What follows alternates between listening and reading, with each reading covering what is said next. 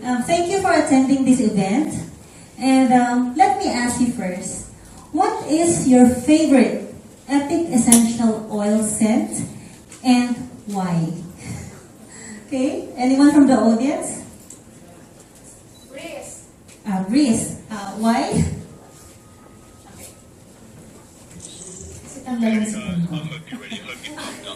That's not enough. Thank you very much, Mom. That is also my favorite scent. How about the others? Okay, Mom? Sorry. Move. Yeah. So Can you please share why? I like it because when you rub it and then you just inhale it, very quickly you feel like you're soothing. It's very soothing. And then sometimes what they do is add some topical oil and just spread it on some back. I mean, myself, it's really a very helpful. Yes. Okay, thank you for sharing, Mom. That is true. The scent move can give temporary relief with our back pains or headache. Okay, that's true. How about si Ma'am, lavender? Lavender because stressed people like me, it gives me relaxing feeling. Okay. Thank you, Ma'am, for that. Okay. And thank you for sharing your aromatherapy experiences. Okay, today is indeed a great day because it's a rare opportunity to meet and learn from the person behind your favorite Epic products. Okay, we are so blessed to have him here. Okay, he went here because of his love of the Philippines. Okay. Okay. So, to know more about our guest speaker, okay, he is one of the 11 heroes of medicine for his ongoing search for new medicines from plants used by indigenous people. He was also awarded the Goldman Prize, the Nobel Prize of the Environment, for his efforts in saving tropical rainforests. He is also a director of the Institute for Ethnomedicine. It's a non-profit organization and has published more than 140 scientific articles and 3 books. Okay. He is now the chairman of the Sea Ecology Foundation, an organization that he founded, wherein Nu Skin Enterprises has teamed up to fund many of the projects in preserving island rainforests and cultures. So today, he will share to us about various Force for Good programs in the country and will also review Epic products which support these Force for Good efforts. So let's now meet and learn from one of the world's top ethnobotanists, Dr. Paul Cox.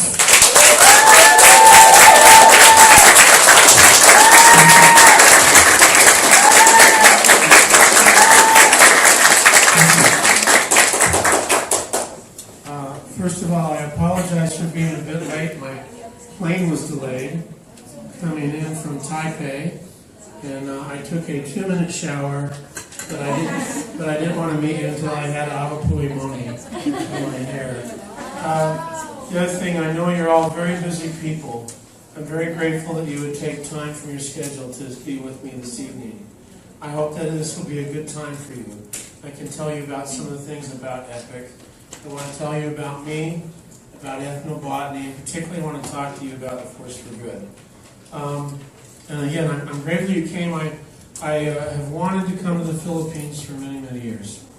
And there just hasn't been an occasion, but I had to do some work in Japan, and I thought, Japan, Philippines, why not?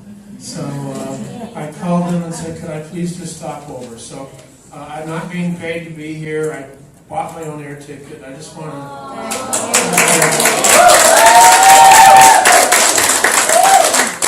So I hope there'll be time for us to chat a little bit, and I really again want to thank you very much for welcoming me here in the Philippines. So my name is Paul Allen Cox. I'm one of the members of the Nu Skin Anti-Aging Advisory Board. I've been working in Okinawa the last 8 years on a village where people live routinely above 100 years old. trying to understand that. And I just came this morning from Okinawa. A little bit about me. I should go back here. This is where I live. I live in Jackson Hole, Wyoming. And it's just like Manila, except everything's different. My grandfather helped create this national park. My father was a ranger there. My mother was a scientist. My great-grandfather helped start Arbor Day in the United States, where we plant trees on a special day. So I come from a long line of conservationists. And this is Grand Teton National Park. As a little boy, being the son of a ranger, I grew up mainly in the forest and don't know a lot about cities, but a lot about the animals and plants of the forest. Here I am fishing when I was about 9 years old. I had a wonderful father. He's a very gentle man and would always rescue people. He also would always bring little animals home that were injured, and we'd nurse them back to health. And in fact, I think you have in the Philippines flying foxes, is that correct? Flying foxes? Fruit bats? Yes. So my family and I raised one from a baby. And I used to drive around with it hanging from the rearview mirror of my car. And we'd go out and fly it. And so anyway, I learned a love of nature from my dad. My mother was a scientist. Here I am as my mother. She was a fisheries biologist. So as I grew up, science was sort of my mother. She'd take me into her laboratory and try to teach me how to use her microscope and things like that.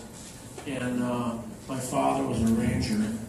This is Mount Rainier here, which I climbed when I was quite young. So when I got my PhD at Harvard, here's my mother. She was very proud of me, of course. But I came with a very big question. My question is this: should I be a ranger like my father or a scientist like my mother? And I think I chose a path that sort of combines those two. So I've become an ethnobotanist. And let me describe what that means, because there aren't a lot of ethnobotanists in the country, in the world. Sometimes I'm introduced as one of the world's top 50 ethnobotanists because there's only 25 of us. But I spend a lot of my time with people who know how to use plants to heal. In fact, I've spent about a third of my life living in small villages. And I study with them, I learn the languages, I learn the plants that they use to heal with. And my goal is to try to discover new medicines for people. Also, some of that research has come into the EPIC line. And I want to tell you about how that got started. So, a good thing and a bad thing happened to me. Sometimes, I don't know in your life, sometimes good and bad comes about the same time. Bad thing was my mother passed away from breast cancer. And so I decided that I wanted to help devote my life to curing human illness. I thought about going back to medical school. I'm a PhD, not an MD. But I realized if I could discover a new drug, that I could help millions of people. And so I've been reading a book called The Call to Service by Robert Coles. He said in his book that if you find that your interest and passion intersects a deep societal need, that you're hearing a call. And so I thought, well, why not? So I went to the National Cancer Institute in the United States, and I said, I think I maybe have a 1% chance of succeeding in discovering a new drug for breast cancer. And they said, well, we've been talking about you, Paul. We actually think you have a 3% chance. And I thought, 3%, that's worth my life, because that means if there's 33 other people like me, one of us will find a new medicine to help people.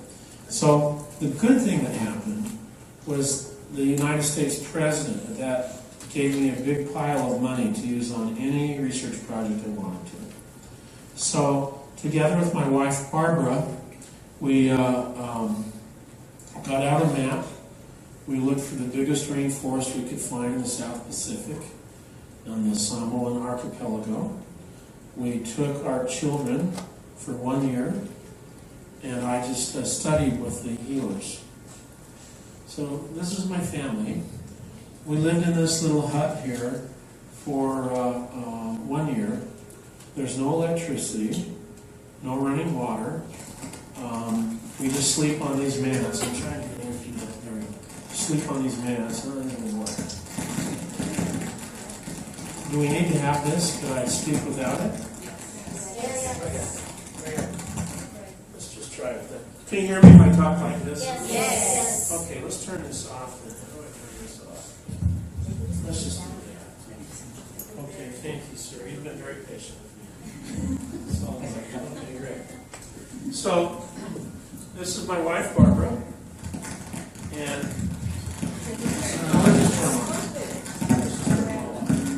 let's turn them all off. Thank you. You can hear me like this, right? Yes. Okay. So this is my wife, Barbara, and this is my oldest daughter, Emily. She is now a professor at the University of Washington, tenure professor. This is Mary. She's now a lecturer at Oxford University in England. This is Hillary, who is has a master's degree in biology. She has 5 children. We'll talk about her in a minute. This is my son, Paul Matthew. He came in from college. He said, "Dad, I don't want to be a botanist." He said, "I want to be an investment banker." I said, "Hey." This is my retirement fund. We had such a nice time there. When the children would study their textbooks from the school, during recess they just go out to the tide pool. I could speak the language of the people. In fact, let me do something fun with you for a second. How many people here speak Tagalog? All? Okay. I'm going to count in Samoan, and you count in Tagalog, and just listen. So, 1 in Samoan we say tasi. You say it in Tagalog. Lua. Tolu. Ba. Lima. Ono. Fitu. Valu. Iva. Sefulu. See, isn't that amazing? What's your word for fish in Tagalog? Yeah, we say ia, Tone, we say ika. Anyway, so we had a wonderful, wonderful experience there. And in the village, the people were all very poor, but they were happy. They had plenty to eat. They didn't have money, but they'd go out and catch fish. They'd grow taro and breadfruit. There's lots of mangoes and things like that. And they'd come by and bring some bananas to us, or they'd bring fish. There's always time to talk to people. I don't know how to describe it. Time was very differently in the village. We became very, very fond of these people that we were living with. But then, that was very good. Then something bad happened. I'll come back to this. What happened? Let's see. Okay, we're going to go backwards here. Sorry. Okay, sorry. Trying our best. Okay. Then something bad happened. Something good and something bad happened. That's what I was trying to say, because maybe that's the title of my talk. Something good, something bad. So the good thing was we didn't discover any medicines that would work for breast cancer. But we did discover a new drug for HIV/AIDS. Wow. And that was very exciting. And some very close work with my colleagues at the National Cancer Institute. So that's the good thing. The bad thing was that a logging firm showed up and started cutting the forest down, where the tree that they had the AIDS medicine in lived. And that was very, very sad. And all the villagers were crying. So I went, and am I speaking too fast or am I okay? Yes. Okay. I mean, Americans. So I went to the village chiefs, the leaders. I said, why did you let these loggers here cut the forest down? They said, well, we were very poor people. We have no way to build a school. The government will take the teachers away unless we build a new school. So the only way we had to get money was to let these logging firms come in. They were, in the Philippines, we talk in acres or hectares? Hectares. So it was a 12,000 hectare rainforest, and the loggers offered them $85,000 to build a school. So if I figured out this meant that each of these big rainforest trees, they were selling for like just 4 or 5 cents. It was just. So I asked the village chiefs, what if I could raise the money? Could you stop? Could you protect the forest? They sent 2 chiefs up to chase away the loggers. And then I came back to Barbara with good news and bad news. Good news was that we had saved a 12,000 hectare forest because we could build a school for the children. The bad news was that I only had 6 weeks to raise $85,000, meaning we would have to sell our house, our car, and maybe one of our children. You know, if your marriage is working at a moment like that. Barbara looked at me and she took my hand and she said, what a great opportunity, Paul. How many times in our lifetime will we have a chance to do something like this? Let's go for it. Wow, amazingly. So we started cashing out, but I was a professor. My students heard, and our friends and families, they all started chipping in money. We didn't even ask. And 6 weeks later, I went back to Samoa with $85,000 in my backpack. And we didn't even lose our house. Wow. I walked the 600 villagers into the logging company. And they said, don't ever come back to the logging company. They set aside the whole thing as a national park. And it was really the second best day of my life. First best day is when I married this woman. She's a very special person. Okay. So then the village chief said, we've been thinking maybe there's a way we could make money without cutting the forest down. And they said, what if we build a path way up in the top of the rainforest? So I thought about this. I also noticed that in addition to the AIDS drug, the U.S. government agreed to give 20% of the royalties of this drug back to the village. Unfortunately, it takes a very long time to develop a new drug. I wanted something faster. And I noticed the women have beautiful hair, beautiful skin. So I said to them, I wrote a paper. When I publish a scientific paper, usually when about 12 people read it, half of whom are my relatives. This one was read by every major cosmetic firm in the world. Wow. And they started calling me and flying me out. They wanted the world's top ranking cosmetic firms.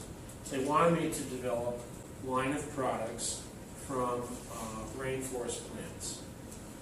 And they were very nice to me. They picked me up in these big limousines that were bigger than our house, really. And they had beautiful laboratories.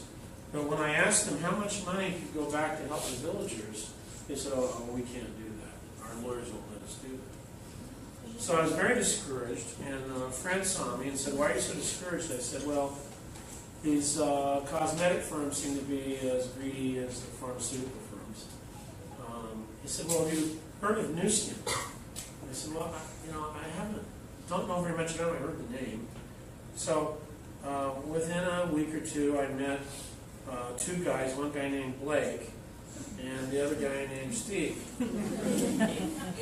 So I told them about my dream of creating products from rainforest plants. And I said, but can money go back to help the villagers build schools and medical clinics? And they said, well, Of course, that's why we have a company. Oh, that's pretty good. And I said, well, if you're serious, would you pay for a walkway in the rainforest? He said, sure. So here it is. This is my daughter chain. This is the walkway, and it goes clear through the rainforest up to a big tree house. So you can sleep up in the tree house and pull your dinner up from the village. You know, and Nu Skin totally paid for that. Steve Lund came down to cut the ribbon. So that was very, very good. And as I got to know these two guys, Steve and Blake, I became very impressed with them. I don't think they've ever had a parking ticket. Completely honest people. And then this girl here, Hillary, met Blake Roney's son. I started a school for the children, and they were both in the school together. So they married. So I share 5 grandchildren with Blake Roney. And he's a very, very nice man. So, this brought me to the creation of the Epic line. People ask what Epic means. I didn't make this name up. It means a long period in history or something. But I like it. And it was really fun. In fact, I think it was just last year was 20 years since we introduced the first Epic products. And we put up a big piece of bark cloth in the Nu Skin lab. We had a big drum we'd beat. I'd feed them pig and stuff. It was crazy. I took them with me down to the jungle, the scientists. We had a lot of fun. So what I'd like to do is tell you a little bit about the Epic products. And then I want to tell you about the Force for Good and why that's so important. So, I mean, just to give you a sneak preview, it was all that Barbara and I could do, again, this lady here, to come up with $85,000 to pay for a school. Since the Force for Good got going, we've built nearly 300 schools. Wow. And clinics and water supplies. Avon gave $25,000 to breast cancer research. That was a nice thing. I thought it was great. Our company's given $22 million. Wow! Force for Good, $22 million. Okay. Raised from sale of Epic products and then donations from people. So we'll talk a little bit about this in a minute. So let's talk about the Epic products here. Right. So this man came from Forbes magazine, which is a big business magazine in the United States. This is the plant that the AIDS drug comes from. He asked me to dress up, but he wanted my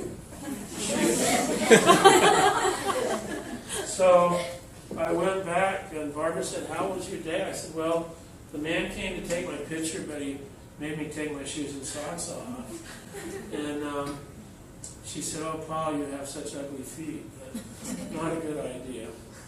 So I thought about this a while, and so we came up with this called Soul Solution. Has anybody tried this? Okay, this makes ugly feet look pretty. Okay.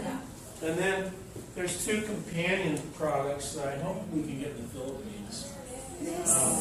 Firewalker. Has anybody tried Firewalker? Okay. Awesome. And Ice Dancer for your legs. So my wife and daughters on weekends, they like to have their own little spa where they put Firewalker on their feet and Ice Dancer on their legs. I'm suggesting maybe Blake rubs this on his head. Maybe. No, I guess not. Just keep it up. So anyway, every time a tube of one of these cells, 25 cents, 1/4 of a US dollar, goes to the Force for Good. And my rule was that all of the money has to go to the projects. None of it can go for salaries, administration, blah, blah, blah. And they agreed. I mean, Nu Skin was fantastic on this. And they cover all the administration for that. So we'll talk a little bit about that. This is my favorite product. I think this plant probably grows in the Philippines. And we should start growing it. Okay. In Polynesia, it's called Ava Puhi. The scientific name is Zingiber zarambud. But you get these big bowls and you squeeze them. Out of each one, you get about a liter of fluid into your hair. And they taught me how to use this in their hair. It's really fun. So you put it in your hair and then you jump into the water and wash it off. Then you come back out and they leave a little bit longer to condition. And here, try that. See, that's, yeah, that's up here. You try it. See, that's right. And I have very thin hair. Yeah, there you go. No, go ahead. You can. So this was really fun. I ran the National Gardens. I was director of the U.S. National Gardens, Tropical Gardens in Hawaii and Florida. So newskin distributors came to Hawaii would come see me, and I'd take them up to the waterfall, squeeze the bowl on their head. And this is about the same as that. It just so it's preserved. And newskin, it was really interesting because I went to them, I said, I think we should make some shampoo out of this. And they said, well, great, where do we buy it? And I said, you can't buy it. You're going to have to grow it. They said, you want us to just grow it? I said, yes. I said, but you can't take it from the rainforest because that would damage the forest. Why don't you grow it in Hawaii where sugarcane is? And they said, oh, okay. Well, how often does it flower? And I said, well, you can only use the flower. Only the flower. And they said, well, how often does that flower? I said, only once a year. They said, wait, you want us to build a shampoo that we have to grow the plant ourselves, that only flowers once a year, and then we get the juice? I said, correct. They said, oh, okay. So, money. And when newskin went on the New York Stock Exchange, the bankers asked Steve Lund, why should you be on the New York Stock Exchange? He said, because we make the best shampoo. So this is Ava Puhi. I've had so much fun with this. You know, we had a crew from Japan come down. They had a TV presenter and model. I washed her hair, and then the director, well, would you wash mine? Yes. And then the cameraman, they wanted to wash hair. So this stuff is really addictive. And one of the things that is important about this is that there's no added fragrance. This is just the way the plant smells. And I notice wherever I am, when I use Ava Puhi, it takes me back to that waterfall emotionally. I know this sounds weird, but it's true. I smell that, and it takes me back to the waterfall, back to these lovely people. It's a great way for me to start my day. Okay? And we're going to talk about that because that is the basis of epic essential oils.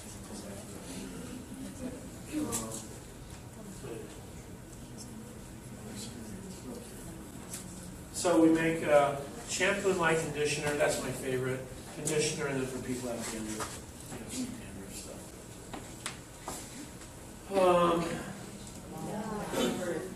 Yeah, this was really fun. Our company's helping this village in Malawi, and I've been so impressed with what they're doing in Africa. So I said to the company, what if I make, can I open this one? Who is this? Where'd this come from? Well, you just sold it. Right? Can I open this up? Okay, I'll buy it with the church. Okay, you're recording? Okay. This one sounds like Darth Vader. Okay. Okay. So, maybe you hold that microphone. Let's see. How about that? Yeah, how about that? Okay. How many have tried this? Okay. What I did, I said, could I just make something that had plants entirely from Africa? And they said, well, yeah, let us know what you come up with. So I got the juice from the baobab tree, and I got, there we go. There we go. These are your 1-year-old. Lucky 1-year-old, yeah. I put in a lot of shea butter from Africa. I put in Centella asiatica, which the Africans use as a wound healer. A few other secret stuff. There we go.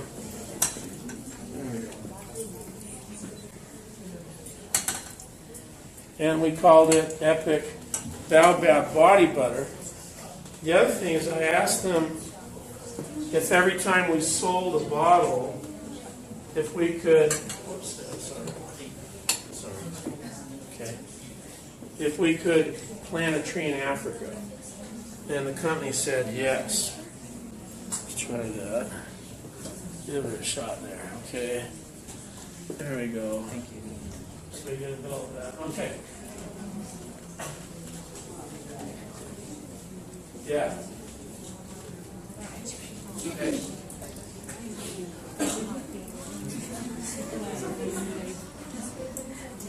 Okay, so it comes from the baobab trees of Africa, from the seeds, seed pods. And the indigenous people there rub it. Am I getting it? I love this stuff. Anyway, we're getting this. Where was my thinking?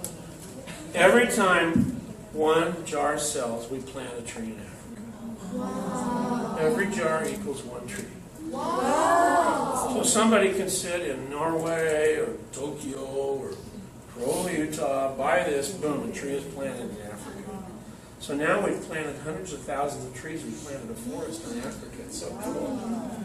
And I'm going to teach you a little secret about this. Let's see, let's go back here. If you look at this, we didn't even tell the company about this. We put this baobab tree on there, and the base of it is a heart. And the reason we did that is because this gives our love back to Africa. The plants come to us with love. We give back love. And we're very proud to work with a company that has a heart. Yes. So that's a little secret that you have now about baobab body butter. I should also mention glacial marine mud. I did not invent this, so I can't claim credit for this one. But the story is that up in British Columbia, people go to an estuary to make pots. The clay wasn't any good, but they found their hands were so beautiful. So they got glacial marine mud. And the thing I love about this is you can just paint somebody's face halfway, and then it dries off, you wipe it off, and you can just see a difference. My daughter opened the door for the postman when she had this on her face. I don't recommend this. It was really bad. Okay, so then about a year ago, maybe a little bit more, the company said to me, "What do you think about essential oils? And would you help us?" And I said, "Yes, but in my opinion, essential oils are mismarketed." I want to talk about that for a second. And I want to come back to this here. There we go. Again, my experience is that when I smell that avapui, that it just takes me back to that waterfall. It just, I don't know how to describe it. It just, pass that around. The smell, yeah. And I started remembering the villagers I've lived with and worked with. One of them would spend a tremendous, and this is very important what I'm saying, so please listen closely. One of the healers I work with would spend a huge amount of time making coconut oil herself that she would scent. Okay? She'd take the coconut, chop it out, put it up in the on a mat out in the sun. She'd collect the oil. Then she'd take Canango dorada musaroi, which is a very fragrant plant. She'd take Filaria acuminata, Gardenia titans. So it was very precise what she did. She spent a lot of time. She was in her 90s. And when her grandchildren would come in the morning, she'd rub this oil all over them. She rubbed it on her husband, who was infirm. And I started noticing in Tahiti, same thing. People are using coconut oil and scenting it. The other interesting thing is that in Polynesia, and perhaps it's true in the Philippines, people plant gardens not just for how pretty they look, but how beautiful they smell. And that's very important in Polynesia. We now know from neurobiology that from our olfactory nerve, the nerve that connects our nose to our brain, through something called the entorhinal cortex, it goes not to our frontal temporal cortex when we think, but it goes down to the amygdala, which is our emotional center. And you may have had this experience where you've smelled something and you feel an emotion before you can remember why you're feeling that, good or bad. You know? So I said the following. I said, first of all, we are not a pharmaceutical company, and we should not be selling medical products or making medical claims. I urge you, do not do this. Do not make medical claims for any of our products. Okay? If people are sick, they have cancer, they have arthritis, they should go to a doctor. Yes. They should go to the hospital. Yes. We're not here to treat that. Okay? Yes. Also about this time, I saw letters from US FDA to two very large essential oil firms basically threatening them to be imprisoned if they continue to have the distributors market essential oils as medical devices. Okay? So they're not medicine, but they can lift our mood. Okay? And we can have an emotional impact. In other words, essential oils in Nu Skin connect us to the earth. They better connect us to each other. Okay? And they make our life happier. Okay? The other difference between us and every other firm on essential oils is ours are made based on ethnobotany. Yes. Okay? Based on thousands of years of knowledge. And let me give you a couple of things. I don't know if you have them yet in the Philippines, but I hope you get them soon. So, okay. This is a signature oil I made called Navi Navi. This is based on 30 years of my life living with healers. Okay, so this is not generic. It's not. This is special. Navi Navi in Tahiti means pleasing or delicious. And I've made it the same way the Polynesians make this. We use coconut oil. We use ylang ylang. Yes, we have that here. Yeah, okay, so let's talk about ylang ylang for a second. What a great thing you did. Do I have to go home? I'd like to stay here. Great. Okay. So, ylang ylang in Sumatra, in Indonesia, before a man and a woman are married, they collect the flowers of ylang ylang. And they're most fragrant at nighttime, right? They collect them in the early morning, and then they sprinkle them all over the mats where they're going to have their marriage. And the belief is that it connects, it makes a connection, an emotional connection. So I did a product called Epic Baby Massage Oil, which I pumped full of ylang ylang. And do this experiment, okay? If you can get ylang ylang here, they make it into leis. How do you get it here? Okay. You go to dinner or you go visit somebody, give them a ylang ylang lei, sit with them, they will warm up to you. They will connect with you. Ylang ylang helps connect us to other people. Okay. Turmeric, which I love. I just love this. It's so good for our skin. Jasmine, which is a very high note. Again, this is based on ancient Polynesian formulas. Bergamot to give it a low note. And the goal of this essential oil is to increase feelings of attraction, romance, wow, and commitment. So the very first sample of Navi Navi, guess who I made it for? Barbara. For our anniversary. I said, here, I've been working very hard. Here this is. Wow. Okay. So it's like love in a bottle. I don't know how to describe it. But not just romantic love. It helps bind children to you. Anyway. Very nice. Navi Navi. The other signature essential oil I've made, it's called a Connie, which means earth oil in the Navajo language. These are Native Americans that live up in the United States. Jojoba is the plant they use. It's a really expensive oil. But it's beautiful, yeah. And they take this plant, the evening primrose. Again, it's one of these ones that blends at nighttime and gives you a little peek. And then they take rose petals. It's interesting, they use rose petals in their moccasins. Keep their feet nice.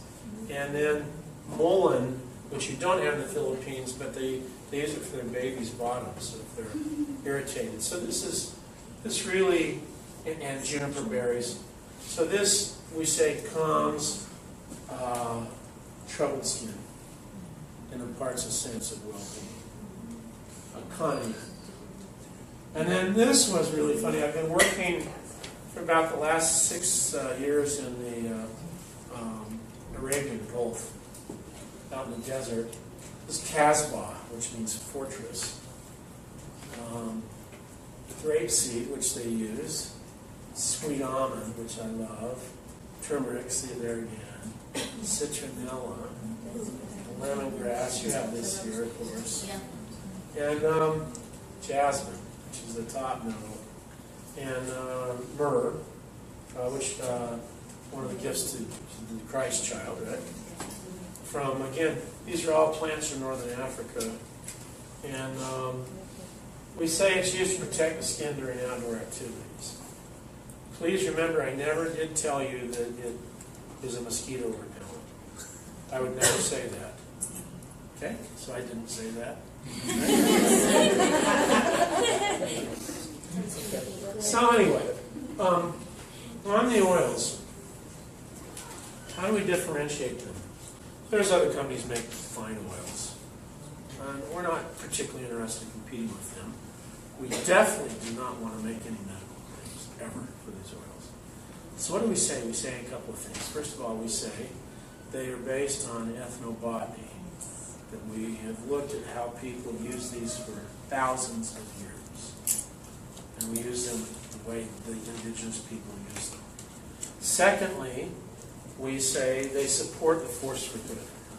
They build schools and hospitals. And third thing we say is Nu Skin is a $3 billion company.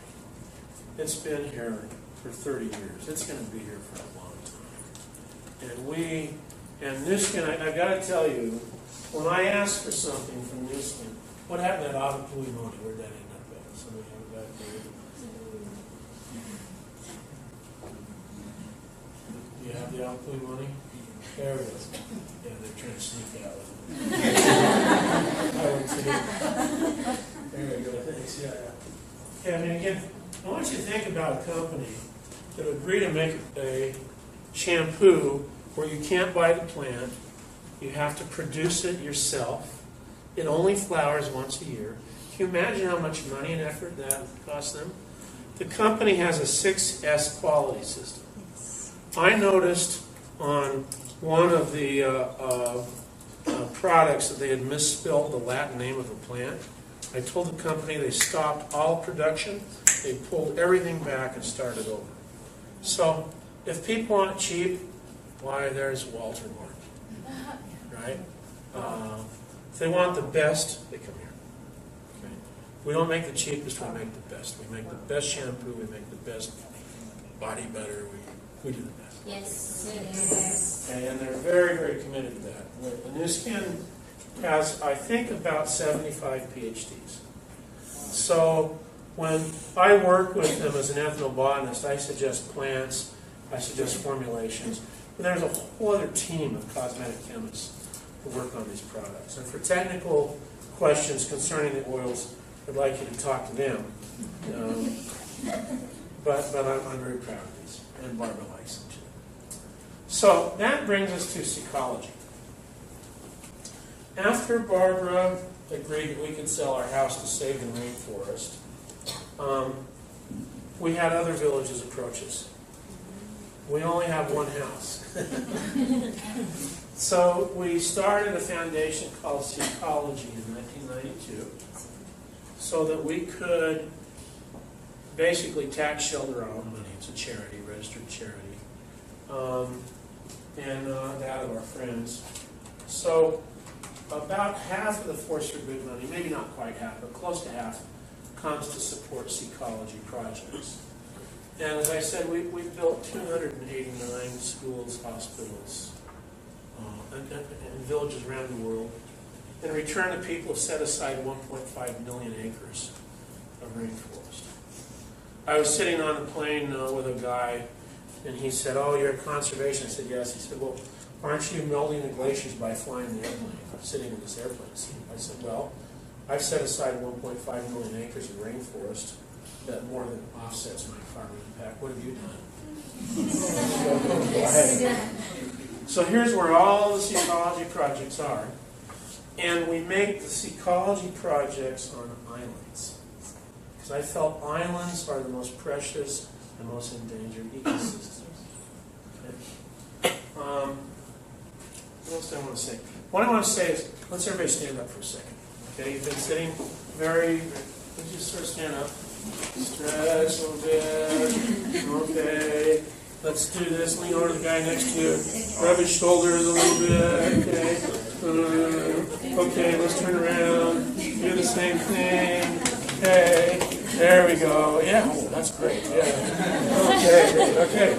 Thanks, everybody. Great. Okay. In addition to Seacology, the Force for Good funds surgeries here in the Philippines. You've heard about that. We do that in China. It funds research for curing children's illnesses. It's really real. And what I wished I could do would be take you with me to see some of these projects, because they mean a whole lot to the people. So let me just give you a few of them, so to give you the flavor. So Madagascar, the Force for Good built a school for these children in a village that's a 3-day walk from the nearest road. And in return, the people protected their entire forest, the lemurs that lived there. It's the first decent school these little children have ever had. The people cared so much, they carried all the materials for the school on their backs 3 days. We did a similar thing in Borneo. We built a hydroelectric plant that they carried up. Again, about a 2-day walk on that one. But we found out that village children from another village had to swim a river to get to school. No, that's not right, so we built a bridge. Again, all the materials were carried on people's backs for 3 days. Built this bridge. The elders in the community had never seen a bridge before. And they were scared, so when we got it, they sort of wanted to crawl. Yeah, I said, no, you can walk. It's strong. So here's this, okay? Now, when somebody asks you, what do you do for work? You tell them, well, I build a bridge for little children so they don't have to swim a river and they can get to a school that I built. I save rainforest. I save coral reef. That's what I do for my living. What do you do? Right? Just like this guy said, oh, you're conservationist. What do you melt the glaciers, flying the airplanes? Oh, I've saved 1.5 million acres. Tell me what you do. Okay? And I like this as a metaphor because the Force for Good is a bridge for us to people around the world that never thought they'd have anybody care about them. Okay? We're in 59 countries now, 59 countries. We're welcomed everywhere. We don't take political stances. We're just there to build schools, hospitals, clinics. So Madagascar, let me show you a few others. On the island of Grenada in the Caribbean, we've saved coastal forest and the special beach where the endangered turtles come to lay their eggs. People, anyway, the little turtles can come now and the people protect them. We did the same thing in Guinea. And they're really cool projects. In Indonesia, we have a lot of projects. We've protected forest and coral reef in small villages. In this place, again, building little village schools. And by building them, what I mean is we pay for them, but we expect the villagers to work on it too. So, and it isn't a handout, it's a deal. You protect your forest, we build your school, or whatever you want. We ask the people what do they want. And one thing that's really fun is a lot of little villages, remote villages, they have to use diesel generators for electricity and it smokes. So we've been going around the villages and swapping them out, putting in state-of-the-art solar panels. And I asked some of my friends, we have Seacology now is in Japan, in Berlin, Oslo, California. So I asked some of our people in Berlin, would you figure out how much carbon, tons of carbon we've, and they told me, and so then I contributed enough solar panels to completely offset Barbara's car. So that was my a gift to Barbara for her birthday. What she loved was a carbon neutral car. I even gave her a little sticker to put on her bumper. This car is carbon neutral. And you know, again, these are small things, but they mean a lot to the people who live there. Kenya was really fun. Some islands in Africa, off the coast of Kenya, the fishermen noticed that they weren't able to catch as many fish as they need because their nets were killing the little fish. They just wanted the big fish to eat. So we worked with them, said if you make a marine preserve, we'll work with you to make these bigger fishing traps so the little fish can escape. So they loved it, and they set aside a massive area of coral reef. And this is one of our Seacology field reps right there.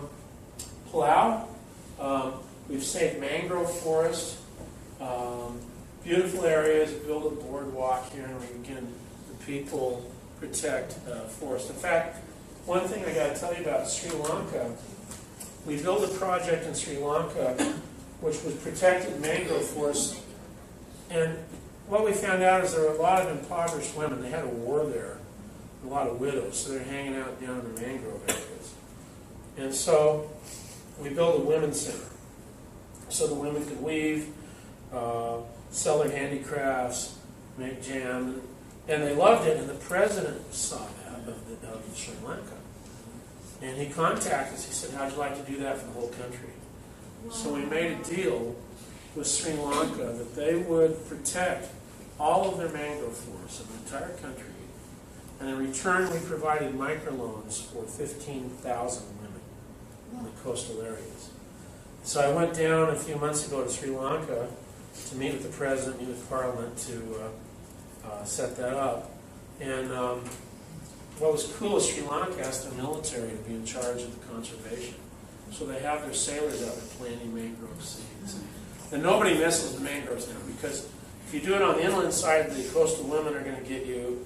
And if you mess with them on the seaside, the military is going to get you. So they're very safe for us right now. And that brings me to the Philippines. And that's one of the big reasons I wanted to come here. Because I don't think that you all know about the things that your sales of Epic products have done for the Philippines. We have 27 projects in the Philippines. Wow. You can read the details at seacology.org. Okay? There's a world map. Just click on the Philippines. I'd really like you to see the different projects. SEACOLOGY, seacology.org. SEACLLOGY.org, because it's a charity. And just, I really like you to look at what's going on here. And that's one of the reasons I really wanted to come here. Let me show you a few projects in the Philippines. So in Mindoro Island, we've built a school, and the people have protected the rainforest and their mangrove forests, which are so endangered worldwide. Great team of folks there working with us. Beautiful places. Let me see. I've got lots of my notes. These are different parts of the Philippines where we have projects. Water supplies, a lot of impoverished villages don't have clean water, so we pay to either bring in reservoirs or we drop wells down. In return, they protect the rainforest, and people really like that. We've done solar electrification schemes, and we've saved an awful lot of forest right here, 27 different parcels in the Philippines. So please, as your homework assignment, please look this up, because you might know some of these places, okay? It's ecology. Yeah, we have several projects down in Palawan. Wonderful places. Cuyo Island, again, trying to build fishing reserves for the people, coastal reserves. And one thing that's been really fun in the Philippines, because, as you know, the Philippines is maybe the world's best scuba diving. Yes. And people, because it's unspoiled. But what happens is the dive boats come, they drop their anchor, and then the anchor damages the coral. So we've hired people to go around and build buoys. Oh, here's a school we built. And when these are damaged by the hurricane, we come back and fix them again. So please, your homework. Look up, see what you're doing in the Philippines. A lot of medical clinics, marvelous surgery going on here. Here's a sort of historic place now used as an eco-reserve site. And here we are installing buoys so that the yachts don't drop anchors anymore. They just hook on the buoys, trying to protect the precious coral reefs of the Philippines. I mean, my opinion is the Philippines, well, look, I mean, wherever you go in the world, there's either beautiful countryside or wonderful people. Philippines have both. Wow. Yeah. And Philippines maybe has the best of both. Maybe the best. So please look up what we're doing. Lots of projects here in the Philippines to try to help people. Seychelles, we've built bird preserves with seabirds, and a little sort of ranger station to watch out for the birds. Turk and Caicos back in Caribbean, more buoys for yachts so they don't damage the coral reef. This is one of my favorite projects up in North Vietnam, up in Ha Long, which is in the northern part of the country. There's these really cool islands, and they had the world's most endangered primate, the cat-ba langur there. There are only 32 of these available. And what would happen was there were hunters that would kill these things and then sell them for a very high price for Chinese medicine. Okay, so we went and met with these guys, the hunters. Okay, this is controversial, but too bad. We went and met with them and said, "Do you have children? Would you like your children educated?" He said, "If you stop killing those monkeys, we will educate your children for life. We will build schools. We will send them to college. We will do anything it takes for your children if you can stop." So they not only did they stop killing them, they now protect them. He says, as long as the population increases, we will educate your children. So the children, the population is now doubled in size, from 32 to 60. And it's amazing, and nobody messes with these guys because I mean, you know, you've got these former Viet Cong guys with these big guns, and do not mess with them. So, and I think they're sort of cute. I mean, I was looking at their hair, you know. What do you think? I think it's sort of cute, you know. I started wondering if.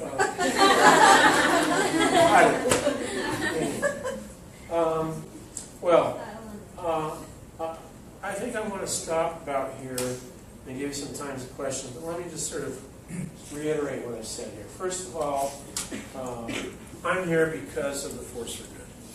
I'm very proud that I played a key role with Blake and Steve in creating the Force for Good. That really differentiates our company. I wish every company would do it, frankly. And we have a lot of fun. I'm hoping that I come up with products that can make money for you, but then we always give a little bit back to help the children, to help the earth. So I think you can feel pretty good about yourself. Yes. Blake Roney said that the Force for Good is only 5% of what we do, but 95% of who we are. Okay? And that's why we exist as a company, to help other people. Okay? I've talked about my path as an ethnobotanist, and what a pleasure it's been. I wish I could come here. I'd love to try to learn Tagalog and Ilocano, and you know, maybe I could, you know, after a while. And I talked about my wife, what a marvelous woman she is, how she offered to give her house away to protect and build a little school. That was really the first Force for Good project, and how warmly my offer to Stephen and Blake was received. Yes, they said, that's why we have a company. And boom, they built this walkway. So people come from all over the world in this place to Samoa. That has reached into the Philippines in ways that I don't think you were aware of. 27 projects. So please go onto that website. And you can look at all the Force for Good projects on ffg.org. And then the surgeries here that are going on are so important. And again, little children that don't have a chance. What a great thing. Come on. What a great company to work for. That's my opinion. Yes. Yeah, okay. And then we've talked about this ecology project. So I think I'm going to stop there. And thank you very much for being with me tonight.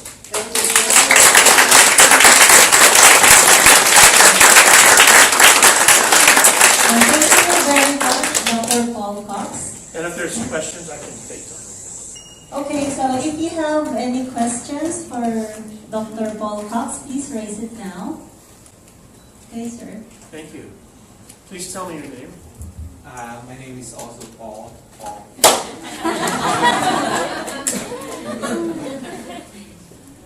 Do you use the shampoo too? No, not yet. Okay, you need to. Really? Yeah, my question is, I know we have great products and it's the best, but is there a way to empirically, show it to clients that differentiate us, especially the essential oils? Well, this is a good way to differentiate. Paint somebody's face half, rub it off, and you'll see. And yes, again, let me be clear on the essential oils. They're based on ethnobotany. They generate a Force for Good contribution. We do not market them as medical devices. So we're very different. And yet, can you get good lavender other places? Of course you can. But ours has a 6S process behind it. It's a very, very good one. And I think ours is the only lavender that might build it. The ethnobotany and the Force for Good. There's no way to demonstrate it so we can compare it with other. Well, yeah. Go ask them how many millions of dollars have you given to build schools for poor children. Okay. Ask them how many millions of dollars have you done to perform surgeries. Ask those companies. That's the difference. Okay. I know I'm not answering your question, but I am. Right? Do you have an ethnobotanist who's lived 30 years with indigenous people? Right. Can he come? So, again, that's the difference. That's the difference. You're very kind, Paul. Let's get you some of this. More questions?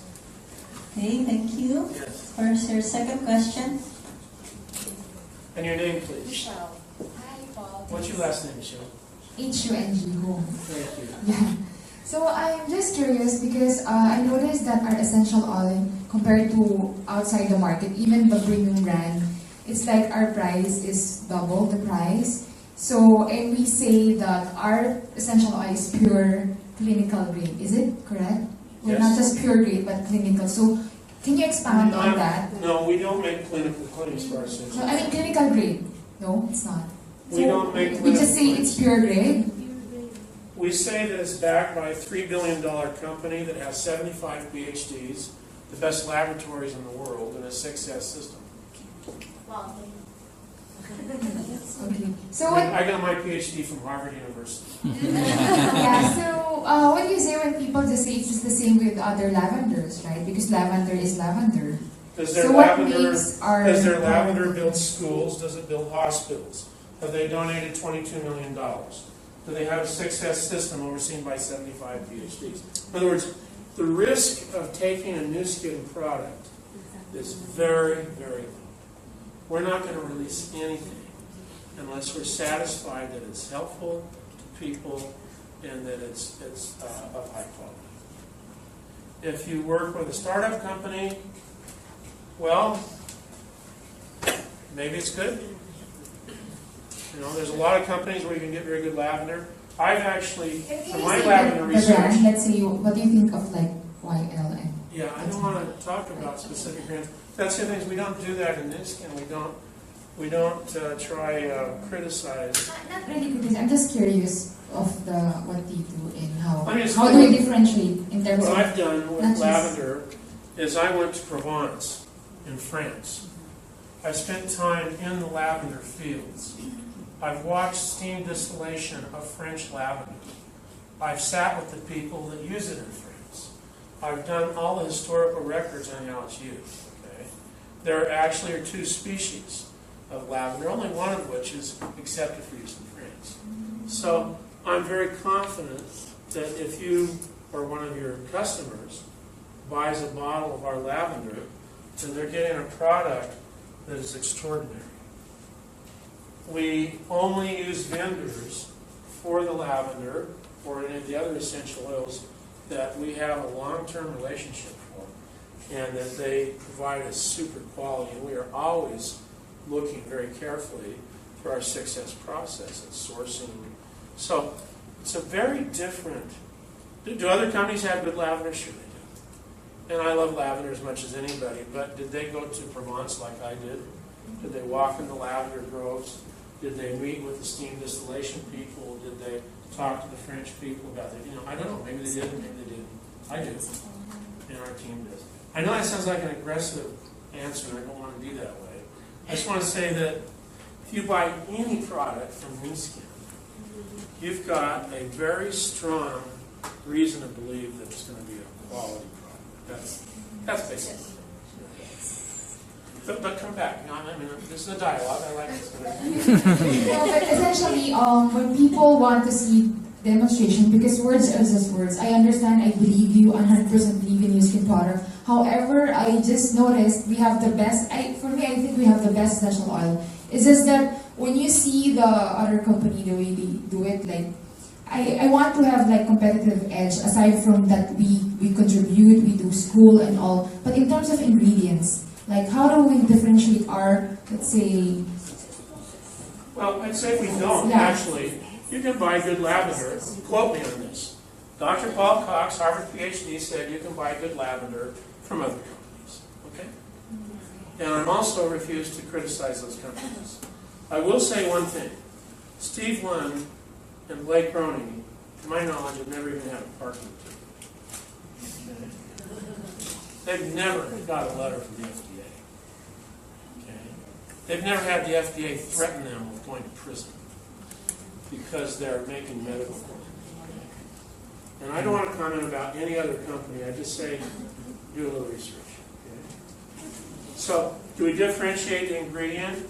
No, we can buy good lavender and a number of good companies, and we don't criticize them. So we're not going to get into that competition. What we're saying is that if you buy lavender, where's our lavender here? If you buy lavender here, It's not going to be the cheapest lavender, but you have a $3 billion company behind that, 75 PhDs. You have a success system. You have a guy who actually went to France, sat in lavender groves. Okay, in other words, you have reason to believe that whatever comes out of Nu Skin is going to be solid, secure, superb. Is it the best? I don't know. There's other companies probably have really good, but I don't know anybody that has 75 PhDs. So that's what I'm trying to say. It's the company. And then there's nobody else who's going to use this to build schools, hospitals, you know. So that's the answer.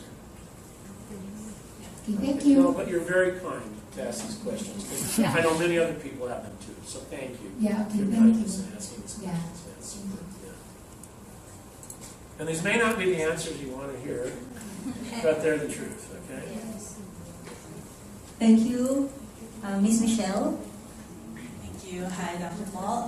My name is Mai. Your name is what? Mai. May? Mai, yes. M-A-I. Mai. Mai. Is that directional and develop, like come towards me as mine? Not really. Not to, okay. Yeah. Okay, I know. thank you. I'm very curious about Azure. I just wanted to elaborate a little bit more because one of my clients became hooked to our products because of Azure. She said her children had better sleep when they were suffering from frequent colds and cough. What about, because I think this is a blended oil, that it's pretty unique for Nu Skin. What makes it really special? Yeah, I think with the oils, it's really important that we use them the way that they're marketed. In other words, they're not for medical uses. They're to improve mood, increase our connection to the earth, right? We have them in diffusers, some are not to be used topically. I don't want to get in trouble here, but I will. There was a guy that worked at another company, told me he was using citrus. Okay, if you look at our citrus, we say don't put on skin, particularly children. In fact, we do not certify our oils to put on children. People who want to put their oils on children should be talking to their physician to make sure it's okay. But I knew that the citrus he was using, that his company was using, is very, in many people, causes allergic response. So I said, doesn't that hurt you? He said, yes. I rubbed it all on my chest and drove up and down the road for a couple hours. He said, well, how did you feel? So it was terrible. I said, well, then why do you sell that as a product? So again, when we use the oils, some are to be used in the diffuser, some are to be used topically, and none are to be used for medical issues. You're so pleasant, thank you. Okay, thank you for that. Michelle, thank her too. Last two questions. Oh, can we have a couple more? I mean, I've come a long ways. Thank you. Yeah, Okay. okay, yeah. Thank you. Hi, Paul. My name What's is your name? Justin. Justin. I'm sure you've tackled this, but I just wanted to ask it anyway. What is the one unique purity test that we have done for our essential oils that maybe we can, not other companies were able to do, but we have documentation to show to our friends or prospects? We have a 6S system where we go straight back into the vendors. I mean, our laboratories, in my own personal laboratory, I have triple quadruple mass spectrometer, which cost me, it's a $600,000 machine. I have orbital trap mass spectrometry. I have 3 ultra performance, high performance liquid chromatography instruments. I have high pressure liquid chromatography. I have a Hitachi amino acid analyzer. In other words, when we say something, believe it, okay? And so we're not going to compete with other companies on purity claims. We're just going to tell you that if we tell you that's lavender, you can bet your bottom dollar it really is, okay? So, and again, the thing that differentiates us is the ethical background, the force for good particularly. Would we be delighted if other companies started donating that sort of money? Absolutely. We'd be grateful. But we're not going to criticize them We don't even see them as competitors, and I know that sounds terrible. We're on our own path. Yeah. But you're very kind to ask that. And I like these questions. Don't take my responses as sort of negative, because if you ask the question, it means many other people have the same question. So thank you. Very good. Thank you, Justin. More questions? Yes. Thank you. Okay. Hi, Paul. I'm Zai. Zai. Yes. Nice to meet you. Nice to meet you. My question is about the shampoo. I heard before ladies talking about it, that it washes off the color of their hair. Is that true? Oh, that's interesting. Because we tested it on color-treated hair. In our experiments in New Skin, we found it didn't interfere with color. So if somehow there's some color that it does interfere with, let us know right away. But we've done extensive testing and haven't found that. What it is, it's very interesting because the Avapui bulb has a, well, there we go. Our little guy, there we go. The actual Avapui bulb produces this glycoconjugate that selectively coats each little strand of hair. Yeah. So did you touch my hair? You know, I like it because it's soft, you know.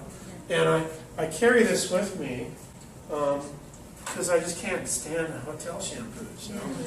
Put on my hair, it's like putting on, like waging nuclear war on my hair. You know, Kim Jong-un.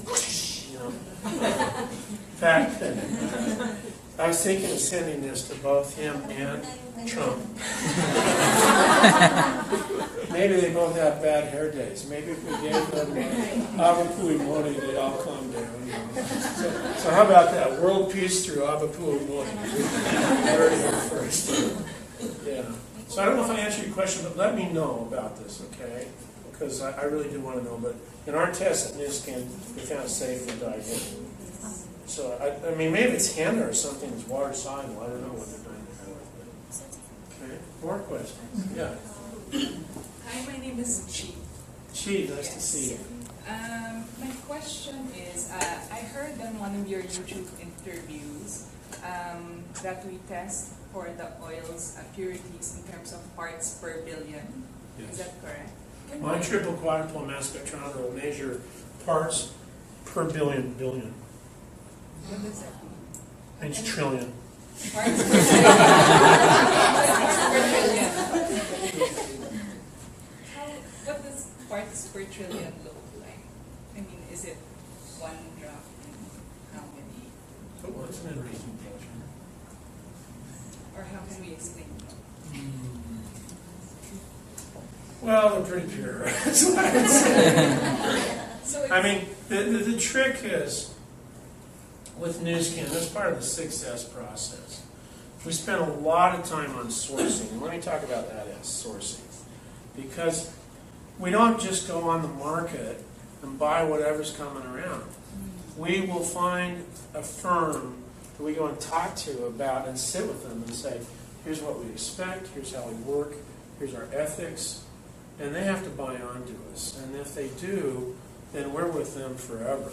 And we are checking periodically and then teach them how to check to make sure that they're producing a superb product.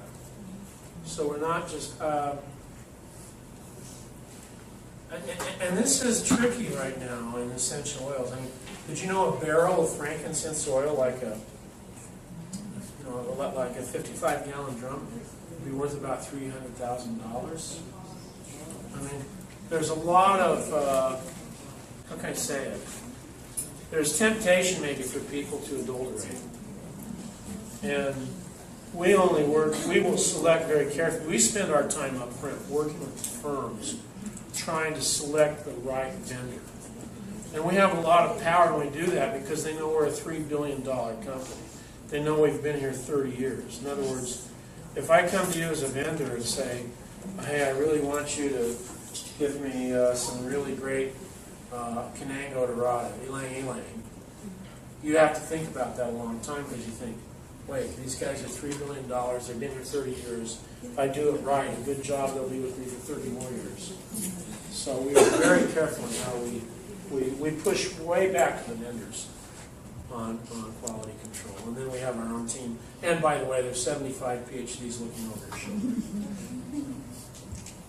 All right, thank you for all your questions. I have just a couple more. And I like these questions. Okay. That's one of the reasons I came here in the Philippines. Yes. One of the questions I... What's your name, please? I'm Marco. Marco, pleasure to meet you. Comsta. Mabuti. About the Avapuli, it is safe for kids. Yes, this is safe for children. The reason I can say that is that the villagers have used it for thousands of years on their children. 1 month? 1 month old? Well, does 1 month old have any hair?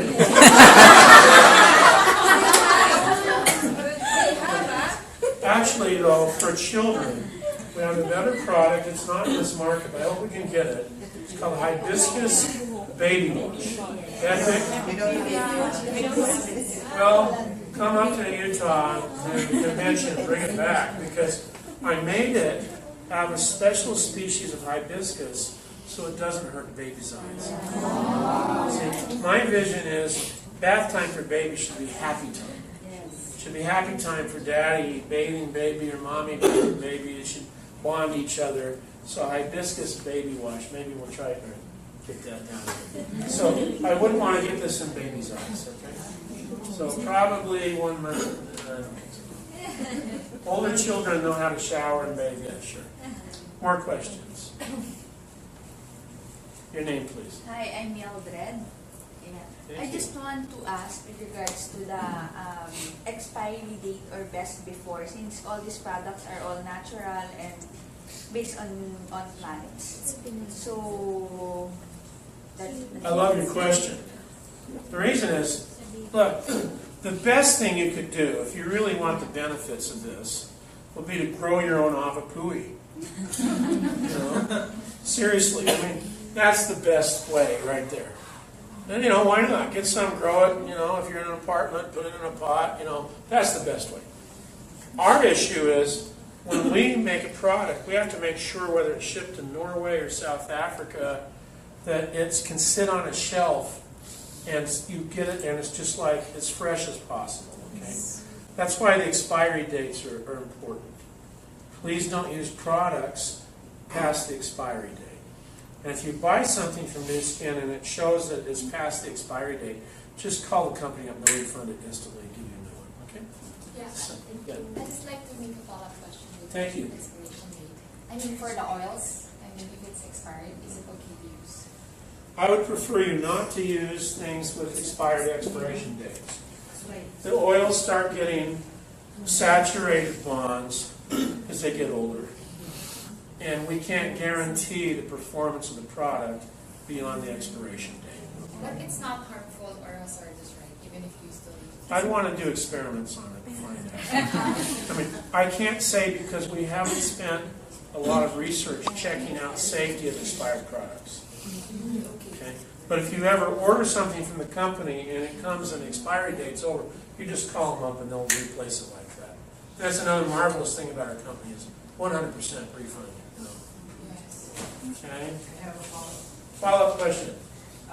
Is it true that essential oil doesn't freeze? Is it true that essential oil doesn't freeze? No, that's not true. It depends how cold you want to go.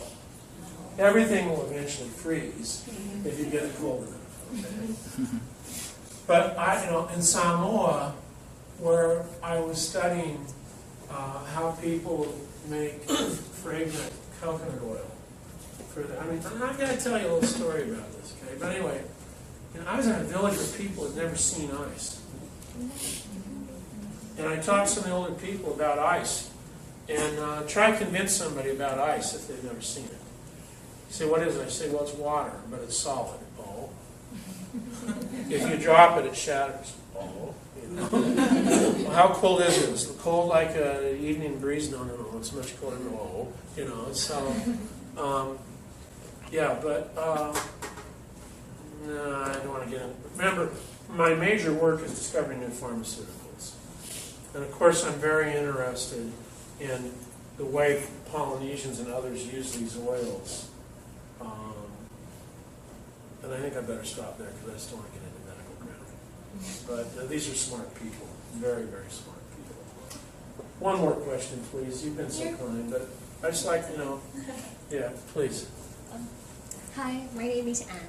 Hi, Anne. Sorry, yeah. It's just actually a follow-up about the expiration because I've heard some people say that our essential, I mean, generally essential oils should, or the pure ones should get better with time. It's like wine gets better as as it gets old. So is that true?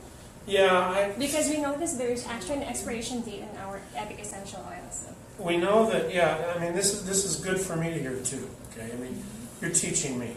Okay. I didn't realize it was an important issue. I just assumed that people would use these before the expiration date. We put it in this special brown bottle to prevent ultraviolet light from saturating those bonds, you know. And you've probably seen butter go rancid or cooking oil go rancid. So I think I'm on safe ground saying that if you use them before the expiration date, we can guarantee performance. After the expiration date, we just don't know. You know? So sorry about that. I do know in France, when they collect the lavender every year, and they steam distill it. It's amazing. And when you're out there, when you look, and as far as you can see, these beautiful purple lavender fields. Everything smells like lavender. Wish I could take you there with me. It's really cool. Why not? One last question. Okay, two last questions. Yes. My name is Rachel, and it's just so great to have you here, Paul, tonight. Thank you. My question is, if you can just make us excited, what are you working at the moment, or what are you trying to? Okay, I'll end on that question. I like that. Okay, let's do your question. I'll come back to it. I'm Hi. Ricky. Hi, Ricky. My question is, since you made essential oils, I know you said we're not supposed to make medical claims. Yes, please. But a physician friend said that essential oils can be ingested. He actually recommended it. I just want to hear from you. Thank you. Yes, we ask that people don't ingest the essential oils. Now, if a physician told you something different, then always follow the advice of your physician. Okay? But we don't make these for ingestion, and it was sort of funny because I actually got a letter from a distributor in South Africa. It says, "Dear Dr. Cox," maybe it was an email. "Dear Dr. Cox," he said, "I put your Baobab body butter on toast and it tastes funny. Please explain." Well, I wrote him back. I said, "Please don't put body butter on your toast. It's not designed for that. If you look, it says rub on skin. You know, that's it. And those are the claims we make. We don't say it cures cancer. It doesn't cure Alzheimer's. We say rub on skin. In other words, the Epic products are used, the plants are used the same way the indigenous people use them. And let me tell you a little quick story, then I'll get back to your question. Okay? So, I went in, I have to be careful, I word this, so listen carefully. I went into a shop that sells body products.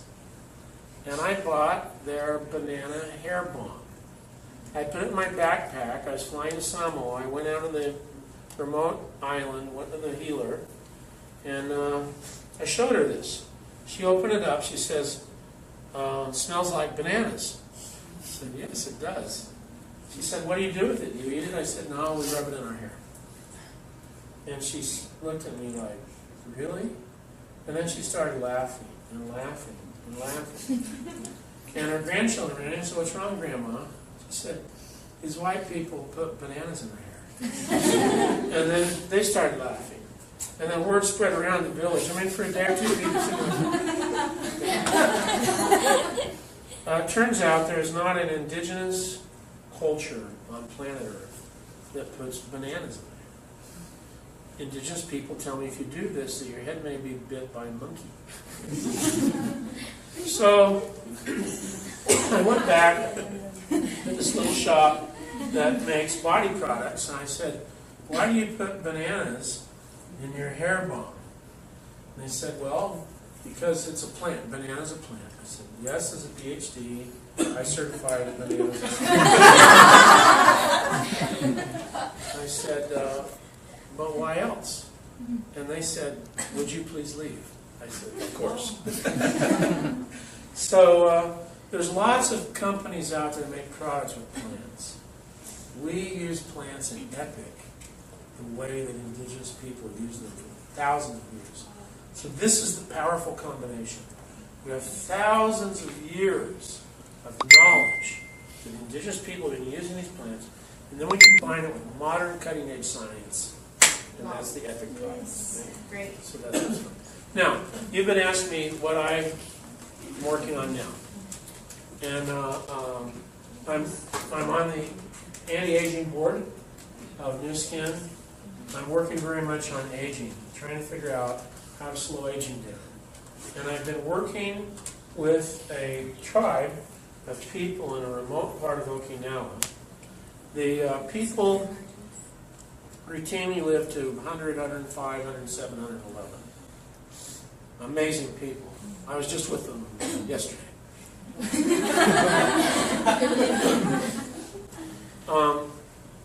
fact, oh shoot, I wish we had it. The 9,800-year-old people, I was with a 98-year-old woman yesterday who moves like a cheerleader. She can put her hands flat on the tatami mat. She does all this stuff. They can remember back to their childhood. I asked them, tell me about the war. They say, which war? I say, the World War. And they say, which World War? Wow. They have absolute recall until they're 3 years old.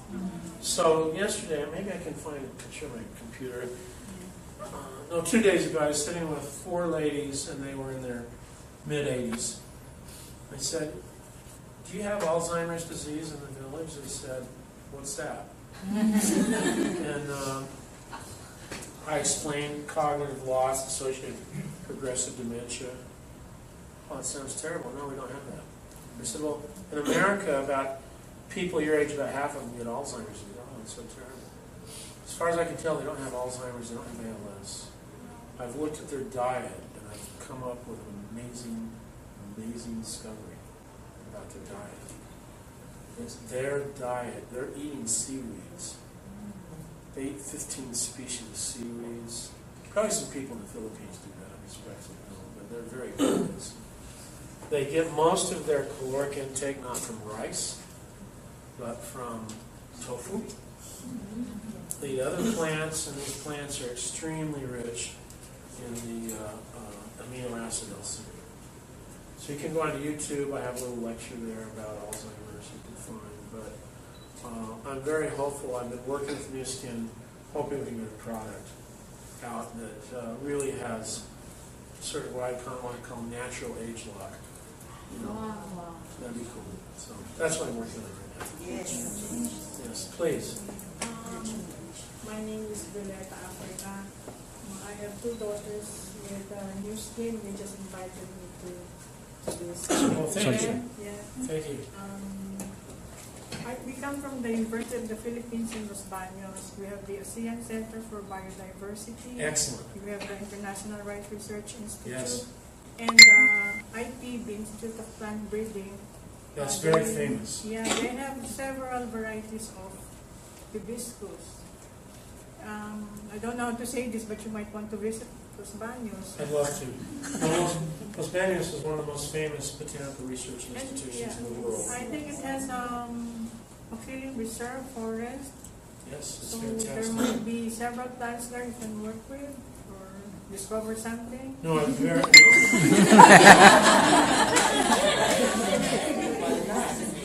If we look at the Philippines and the cultural diversity and the biodiversity, those two things combined to make a very powerful sort of natural laboratory for discovering new products. And the work there that you mentioned is world class. So this is my first trip to the Philippines. I just arrived at 5:30 tonight. The invitation is open. Thank you.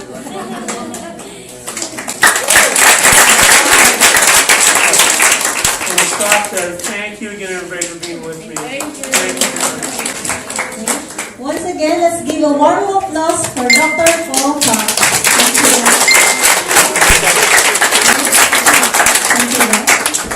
Thank you. Okay, one of the inspiring message from Dr. Paul Cox is, FFG is in the heart of everything he do. So the more we use EPIC products, the more we can help this Force for Good projects.